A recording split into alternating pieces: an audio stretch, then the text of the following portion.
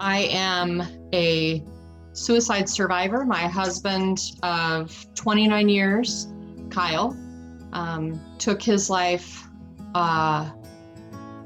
almost a year ago, September 27th, 2020. And he had been treated for depression for our entire marriage plus a few years. He was a fantastic dad to our two children. He was a professional, had been in his job for more than 30 years and loved it. He was involved at church. He was involved in the community. He did all of the things that we thought he was supposed to be doing for his illness, and he did not reach out to those who were helping him and wanted to help him. He did not reach out in a way that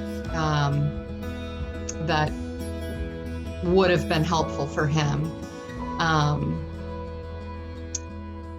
He was, I don't know what else to say really. Fantastic, funny, smart. I used to call him adorkable.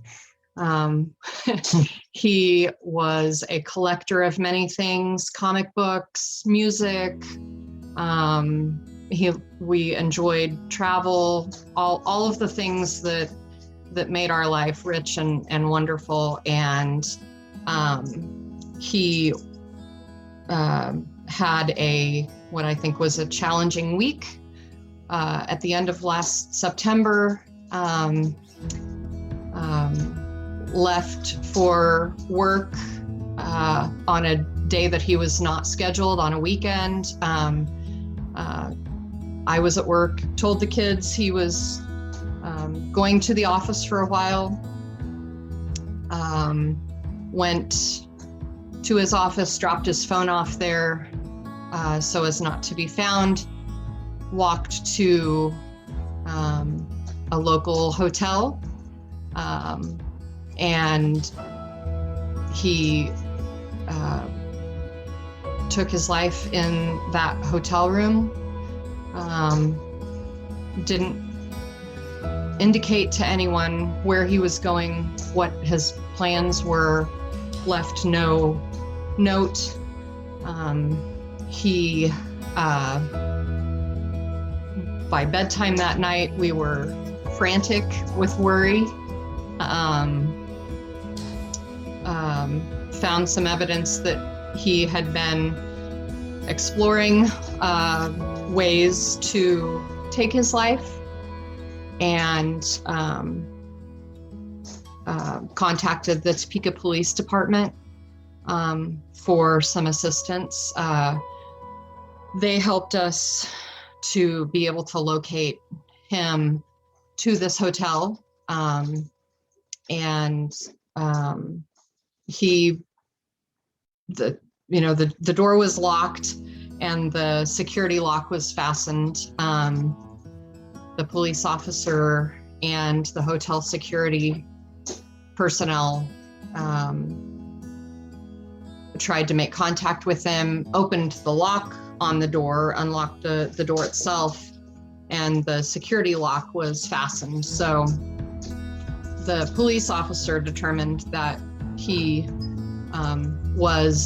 that Kyle was an adult and did not want to be contacted, even though we had evidence that he was exploring ways to take his life. And so that was the night before we actually were able to find out what really happened, because I was told that I had to wait. It was about midnight, and I was told that I had to wait until checkout time, which was noon the next day. And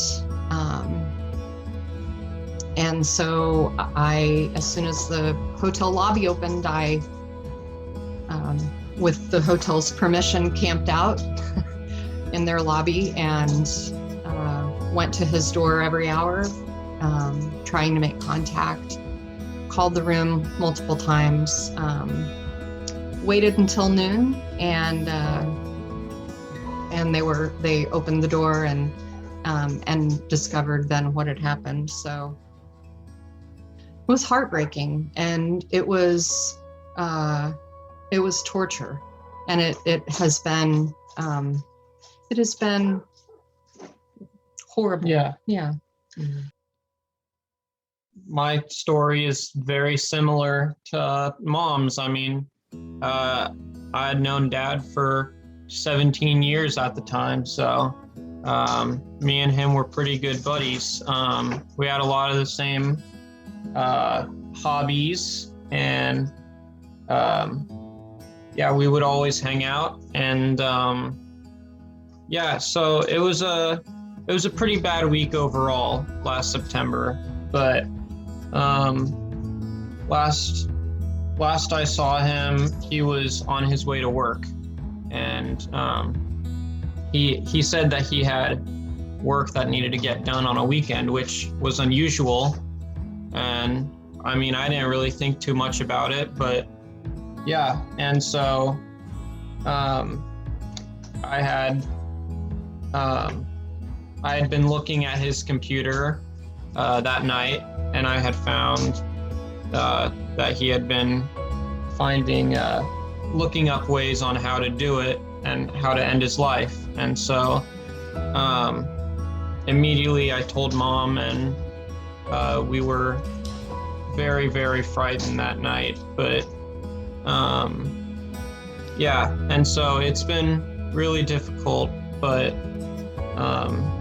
we're staying strong through it. So we're getting through it as best we can.